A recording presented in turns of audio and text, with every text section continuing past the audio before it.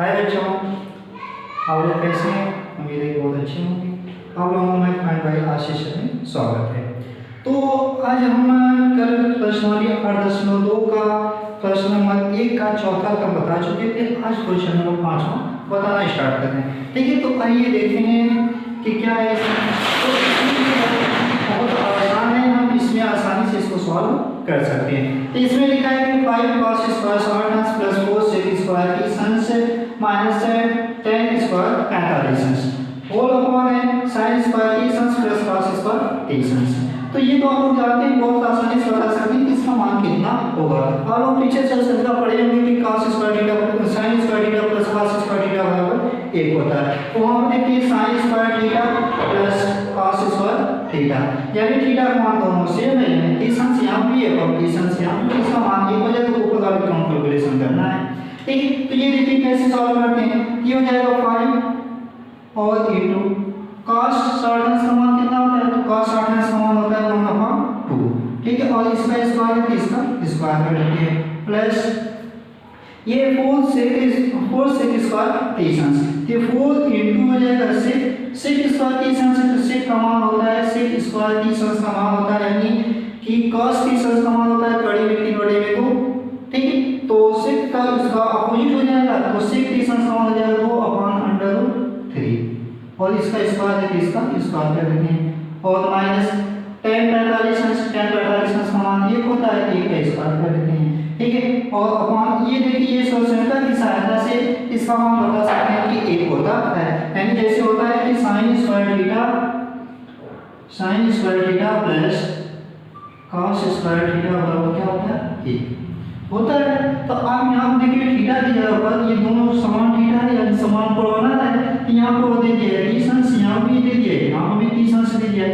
ये कोई भी कोण हो, ये दोनों कोण समान है और ये sin square plus cos square, तो उसका मान 1 हो जाएगा। तो हम डायरेक्टली इसका मान न रखते हुए वैसे भी रखकर सॉल्व करेंगे तो भी उसका मान 1 ही आएगा। तो क्या है, सॉल्व करने में डायरेक्टली इसका मान 1 रख देते हैं। और ये जानते हैं कि एक का किसी संख्या में भाग करते हैं तो वही संख्या प्राप्त होती है, यानी ऊपर वाले को कैलकुलेशन कर लेते हैं। ठीक है, यहाँ पर लिखा है 5 इनटू 1/2 या 4 हो जाएगा प्लस 4 इनटू यहाँ पर 2 का स्क्वायर इनटू 2 या 4 हो जाएगा और √3 का स्क्वायर करेंगे तो 3 हो जाएगा और -1 का स्क्वायर करेंगे तो 1 और एक को ये हटा देंगे तो वहां करेंगे किसी नंबर में कोई नंबर प्राप्त होगा। ठीक है, तो अब इसका इसमें मल्टीप्लाई कर देते हैं तो 5 × 5 अपॉन 4 हो जाएगा प्लस 4 का इनटू करेंगे तो 4 या 16 हो जाएगा, यानी 16 4 का 16 और अपॉन 3 -1। ठीक है, इसके अपॉन कुछ नहीं 1 मान लेते हैं। अब इन तीनों का एलसीएम ले लेते हैं 4 3 और 1 4 3 1 का एलसीएम लेंगे तो हो जाएगा 12, यानी कि 12 4 3 और 1 का एलसीएम 12 4 3 12 3 बार जा रहा है 3 का पूरा 5 भी करेंगे 5 3 15 हो जाएगा प्लस 3 4 को 4 बार जा रहा है 4 का पूरा 16 कर देंगे तो 16 4 को 64 हो जाएगा माइनस 12 कम 12 तो यहाँ पर 12 हो जाएगा। ठीक है, तो अब इन दोनों को जोड़ के इसको घटा सकते हैं। तो देखिए बहुत आसानी से कर सकते हैं। ये 12 यहाँ 15 है, 15 में से 12 घटेगा बचेगा 3 और 3 16 में 64 में जोड़ देंगे तो हो जाएगा 64 और 3 67 और बड़े में हो जाएगा 12। ठीक है, ये इसकी वैल्यू हो जाएगी। इस तरह से हम इसको आसानी से सॉल्व कर सकते हैं। तो उम्मीद है कि ये क्वेश्चन आप लोगों को बहुत अच्छे से समझ में आ गया। अगर बहुत ज़्यादा कैलकुलेशन नहीं अगर डायरेक्टली मान रखो इसके बराबर 1 रख दो और इस तरह से कैलकुलेशन छोटा सा कैलकुलेशन आसानी से सॉल्व हो गया। तो उम्मीद है कि आप लोगों को बहुत अच्छे से ये समझ में आ गया। अब देखते हैं नेक्स्ट क्वेश्चन की तरफ।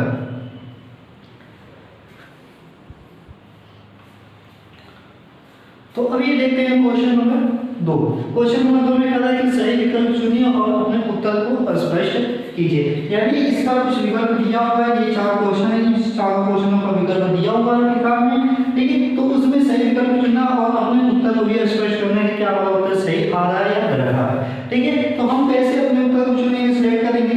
हम आसानी से इसको सॉल्व कर लेते हैं, इसका मान ज्ञात कर लेते हैं, इसका मान और इसका मान ऐसे आसानी से ज्ञात करके बता सकते हैं कि कौन सा किसका मान होगा। ठीक है, तो इसे सॉल्व करते हैं।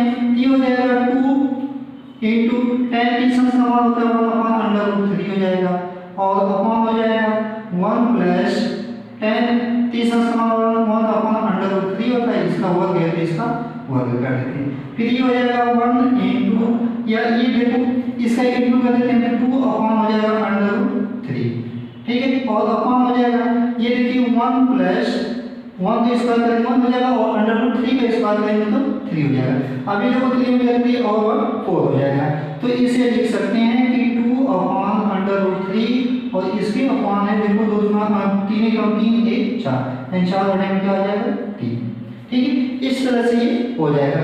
अब ये जब इस तरह से तो सबसे ऊपर का सबसे नीचे में मल्टीप्लाई कर देते हैं तो करिए 4 का 3 में करेंगे 4 रूट क्या है कि 6 हो जाएगा और बटे में 4 इसमें करेंगे 4 इंटू अंडर रूट 3 हो जाएगा, ठीक है। तो अब यहाँ पर देखिए 2 से काट दो 4 रूट हैं 6 और ये अंडर रूट 3 का ऊपर नीचे मल्टीप्लाई भी कर देते हैं, ठीक है। इस तरह से जब मल्टीप्लाई कर देंगे तो अब इसका मान हो जाएगा यहाँ पे 3 हो गया इंटू अंडर रूट 3 हो जाएगा और अपॉन 2 इंटू अभी देखिए इसका इंटू करें तो ये अंडर रूट 3 का अंडर रूट 3 में मल्टीप्लाई करेंगे तो इंटू 3 हो जाएगा। अब ये 3 से 3 कट गया ये हो जाएगा अंडर रूट 3 अपॉन 2, यानी ये इसका इतना वैल्यू आ रहा है। तो आप ये लोग जानते हैं कि अब ये देखते हैं कि विकल्प में दिया हुआ क्या है, तो विकल्प में अगर इस तरह से मान दिया होगा तो हम मान बताएंगे, या तो ये देखिए कितने अंश का मान है, ये देख रहे हैं कि sin 60 अंश का मान है या cos 30 अंश का मान है। अब जैसा विकल्प में दिया होगा वैसा हम सॉल्व करेंगे। तो इस क्वेश्चन में विकल्प में दिया है यानी कि करेंगे 3/2 इसका मान दिया है sin 60 अंश, ठीक है, तो ये जो sin 60 अंश वाला विकल्प होगा वो सही हो जाएगा। यदि cos 30 अंश दिया होगा sin 60 अंश दे दिया होगा तो cos 30 अंश सही हो जाएगा, ठीक है। तो विकल्प के अकॉर्डिंग जैसा जो विकल्प होगा वैसा देखते उसे ट्रिक करेंगे। ये विकल्प जो है ये वाला सही है यानी sin 60 अंश, ठीक है। अब दूसरे क्वेश्चन की तरफ चलते हैं, ये तो बहुत आसान है। ये देखिए इसको कैसे सॉल्व करेंगे 1 माइनस tan 45 अंश का मान क्या होता है 1 होता है और 1 का स्क्वायर करेंगे प्लस 1 प्लस tan 45 अंश का मान ये होता है 1 का स्क्वायर करेंगे, ये 1 माइनस 1 का स्क्वायर करेंगे तो 1 ही होगा और 1 प्लस 1 हो जाएगा। तो ये देखिए 1 में से घटेगा 0 हो जाएगा 0 बटे में 2, ठीक है। तो आप लोग जानते हैं जब 0 किसी संख्या से भाग किया जाता है तो उसका मान 0 हो जाता है, लेकिन किसी संख्या में 0 से भाग करते हैं तो वो क्या आ जाता है इनफाइनाइट हो जाता है। तो यहाँ पे इसका मान हो जाएगा 0 अंश। अब विकल्प में देख सकते हैं कि कौन सा विकल्प सही है, ठीक है। तो आप लोग विकल्प में देख सकते हैं इसमें देखिए कौन सा विकल्प सही है, दूसरा। तो इसमें देख रहे हैं डी वाला विकल्प जो है कि 0 अंश यानी 0 मान इसका मिल जाएगा, ये वाला विकल्प सही हो जाएगा। अब क्वेश्चन नंबर 3 की तरफ चलते हैं, ठीक है। तो क्वेश्चन नंबर 3 में क्या कर रहा है, ठीक है। तो इसका है देखो, तो इसमें जो विकल्प दिया हम विकल्प के अकॉर्डिंग ही इसको सॉल्व कर सकते हैं। जैसे पहला इसका विकल्प दिया है 0 अंश, फिर दूसरा दिया है 30 अंश, फिर तीसरा दिया है 45 अंश और डी वाला दिया है चौथा विकल्प दिया है वो दिया है 60 अंश, ठीक है। इस तरह से ये मान दिया हुआ है तो हम इसको यहाँ पर मान रखकर भी सॉल्व कर सकते हैं कि कौन किसका मान कितना होगा, ठीक है। या तो हम उस तरह से वैल्यू याद करना चाहते हैं ये मान रख कर नहीं कि हम कौन सा मान रखें कि ये सही होगा, उस तरह से देते हैं। यदि हम 0 अंश रखेंगे तो 2 इंटू 0 हो जाएगा, 2 में 0 को गुणा होगा तो 0 हो जाएगा, फिर यहाँ पर 0 तो sin 0 अंश का मान क्या होता है 0 होता है और यहाँ पर sin 0 अंश का मान 0 हो जाएगा, तो दोनों वैल्यू 0 हो जाएगी अर्थात ये वाला विकल्प सही हो जाएगा। लेकिन अगर ये मान नहीं दिया है या तो ऐसे सॉल्व करना होगा तो कैसे करेंगे, तो आप लोग चतुर्थांश पढ़ें, चतुर्थांश के माध्यम से भी इसको सॉल्व कर सकते हैं, ठीक है। तो चाहे ये मान रख कर सॉल्व करिए या चतुर्थांश के माध्यम से इसको सॉल्व करिए या आसानी से सॉल्व हो जाएगा।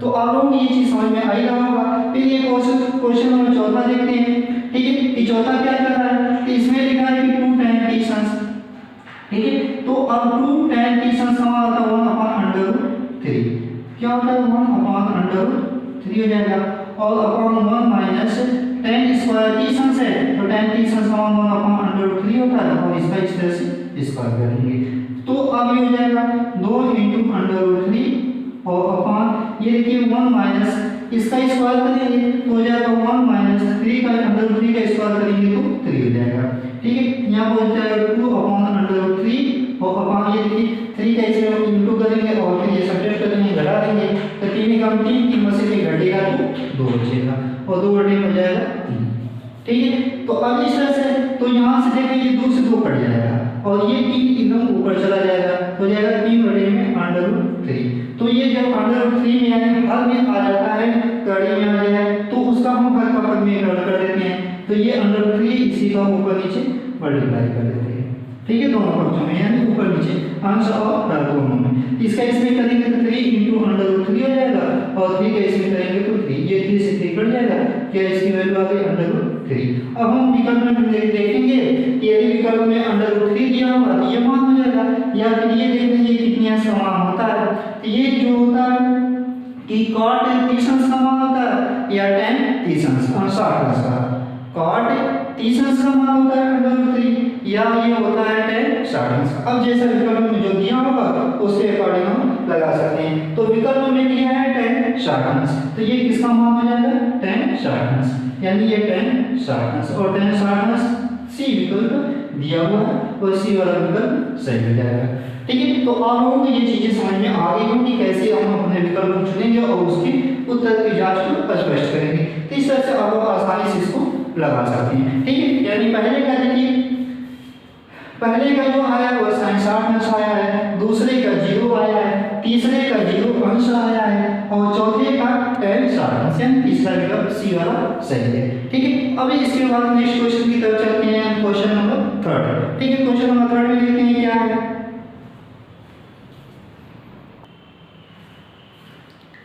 तो अब ये देखते हैं क्वेश्चन नंबर 3। क्वेश्चन नंबर 3 क्या है, लिखा है कि tan a + b √3 है और tan a - b √3, तो कह रहा है a और b के मान ज्ञात कीजिए। a और b के मान कैसे ज्ञात करेंगे, बहुत आसान है, इसे बस देखते हुए सॉल्व कर सकते हैं। तो यहाँ पर लिखा हुआ है कि tan a + b √3, ठीक है, tan a + b √3 है, तो आप ये देखते हैं कि इसको कैसे सॉल्व करेंगे, हो जाएगा tan a + b बराबर, अब ये देखते हैं tan कितने अंश का मान कॉर्डिनेटिव होता है, तो tan 60 अंश का मान कॉर्डिनेटिव होता है, हम इसके जगह पर लिख सकते हैं tan 60 अंश, ठीक है। अब दोनों तरफ से tan है तो कोणों का कंपेयर कर लेते हैं, यानी इधर भी tan है इधर भी tan है, तो कोणों का कंपेयर कर लेंगे, यानी a + b बराबर कितना होगा 60 अंश होगा, क्योंकि ये दोनों मान आपस में बराबर है। तो यहाँ पर लिख देंगे कि a + b बराबर हो जाएगा 60 अंश, ये इक्वेशन फर्स्ट मान लेते हैं। फिर वहां पर दिया हुआ है कि tan a - b बराबर दिया हुआ √3, ठीक है, तो ये हो जाएगा tan a - b बराबर, अब ये tan कितने अंश का मान है, तो ये tan 30 अंश का मान है, यहाँ पे लिखेंगे tan 30 अंश। अब यहाँ पे देख रहे हैं ये दोनों मान आपस में बराबर हो गया, तो tan ये समान है, तो ये कोण भी इसके समान होंगे, तो इसके कोणों का कंपेयर करेंगे, इसके कोणों का कंपेयर करेंगे तो a - b बराबर हो जाएगा 30 अंश, ठीक है। ये हो गया इक्वेशन सेकंड, ठीक है, यानी समीकरण 1 और समीकरण 2। अब समीकरण 1 और 2 को सॉल्व कर देते हैं, लेकिन समीकरण 1 और 2 को जोड़ने पर क्या लिखेंगे, समीकरण 1 और 2 को जोड़ने पर,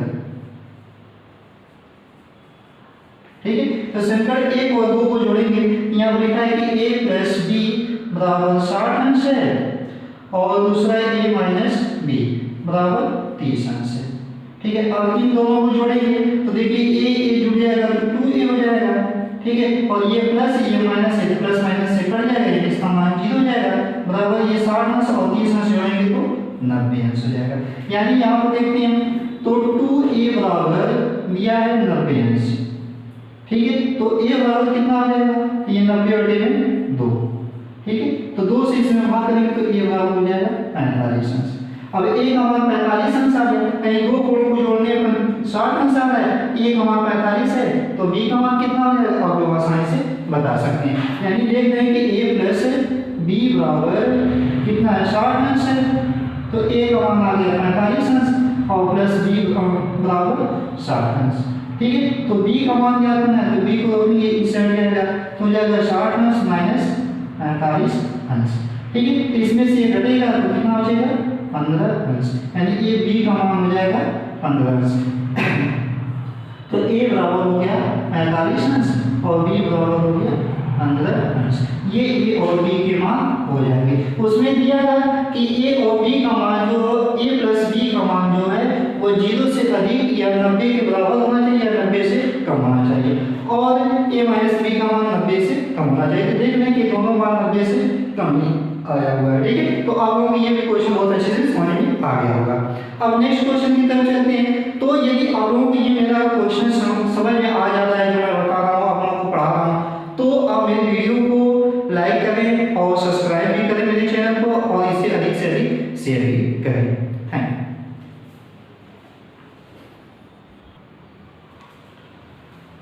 अभी देखते हैं क्वेश्चन नंबर 4। क्वेश्चन नंबर 4 क्या, बहुत आसान है, बस सत्य असत्य बताना है, कौन सा सत्य और कौन सा असत्य। लिखा है कि निम्नलिखित बताइए कि निम्नलिखित सत्य है या असत्य। ये जो नीचे लिखा हुआ है ये सत्य है या असत्य, इसका तर्क देना है कि ये क्यों सत्य है और क्यों असत्य। पहला लिखा है कि sin a + b बराबर है sin a + sin b होता है। क्या ये दोनों सत्य, यानी क्या इतने बराबर इतना होता है, ये सत्य नहीं, ये क्या है, असत्य है। क्यों असत्य है? ठीक है, तो हम मान लेते हैं कि ए और बी अपने से कोई दो कोण मान लेते हैं। ये मान लेते हैं कि ए बराबर है, ठीक है, 30 अंश मान लेते हैं, और बी बराबर मान लेते हैं 60 अंश है या 45 अंश, कुछ भी अपने से मान सकते हैं, कोई भी कोण। तो देखिए इन दोनों का मान यहाँ पर रखेंगे तो 30 अंश और 60 अंश जोड़ेंगे तो ये 90 अंश हो जाएगा, और यहाँ पर sin 30 अंश हो जाएगा और ये sin 60 अंश हो जाएगा। तो ये sin 90 अंश का मान 1 होता है, और यहाँ पर रखेंगे sin 30 अंश का मान 1/2 होता है, और प्लस यहाँ पर रखेंगे sin 60 अंश का मान होता है 3/2। ठीक है, ये जोड़ने पर देखिए 1 नहीं हो रहा है, तो इसलिए ये क्या हो जाएगा, बराबर नहीं होगा, यानी ये 1 + √3/2 हो रहा है, और वहाँ पे इसका मान 1 हो रहा है, तो इसलिए ये दोनों आपस में बराबर नहीं, ये असत्य है।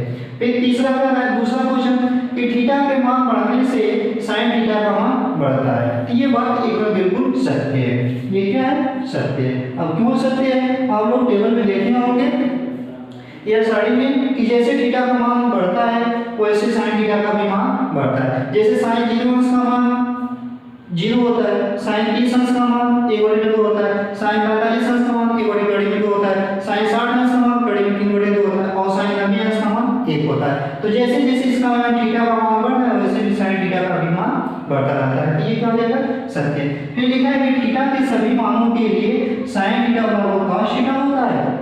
तो यहाँ पर सभी मानों के लिए लिखा है, ठीक है, ये देखिए यहाँ पर सभी मानों के लिए, तो सभी मानों के लिए बराबर नहीं होता है, केवल एक मान है जिसके लिए वह बराबर होता है। वो कौन सा मान है, तो 45 अंश, यानी sin 45 अंश बराबर cos 45 अंश, इन दोनों का मान बराबर होता है, क्योंकि sin 45 अंश का मान भी 1/3 होता है, और cos 45 अंश का भी मान 1/2 होता है। ठीक है, तो इसलिए इन दोनों का मान 45 अंश के लिए बराबर होता है, बाकी सभी मानों के लिए, थीटा के सभी मानों के लिए बराबर नहीं होता है।